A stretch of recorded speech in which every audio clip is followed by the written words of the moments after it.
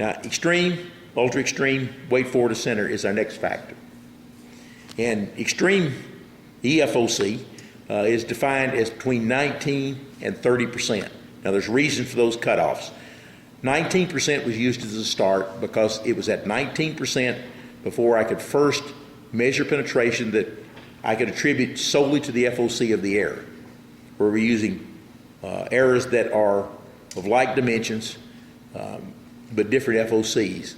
And at 19%, it's the first time I can measure a definite, unquestionable increase in the penetration. And I use 13% as the start for ultra EFOC, or 30%, because you can't get to 30% with the components that are currently available without making a concerted effort to do so. You have to work at it if you're going to go above 30%. Now, extreme FOC does more than any feature except flight quality to maximize the effect of the other penetration enhancing factors. So it's just like flight. It's one of those things that's going to save a lot of energy that our other factors are going to have to be able to work with. So the effect of both perfect flight and EFOC is to increase the effectiveness of the other penetration factors.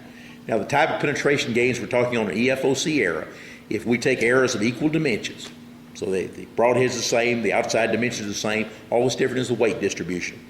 The difference between an EFOC and a normal or high FOC error ranges from 40 to 60% difference in penetration. So you can see it's a huge difference in the penetration. Now, ultra extreme FOC gives even higher gains than that. We're going to talk about FOC and measuring FOC for just a moment. And most people have a misconception, and there are different ways that people measure it, and they say, well, one method is better than the other, so forth.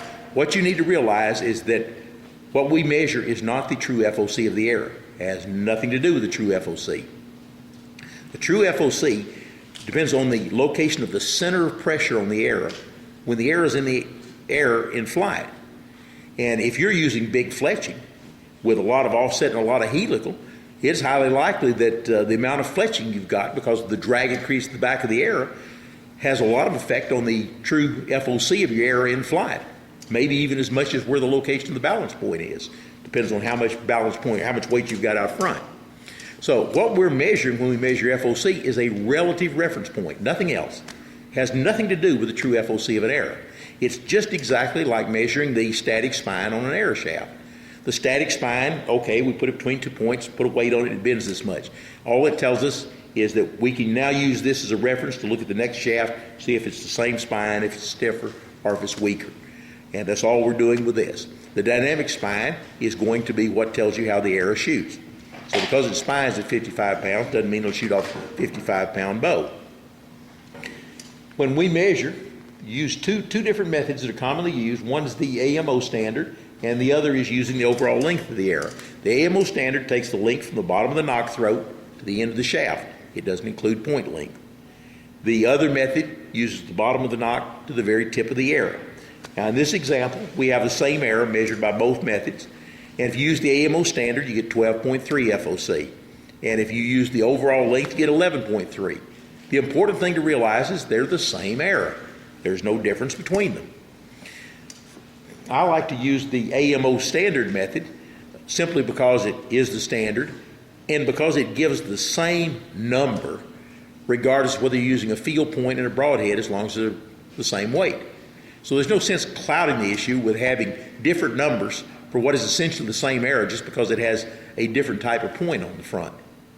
It just makes sense since it's a relative point. It's not anything that's really telling us anything about the true FOC of the error.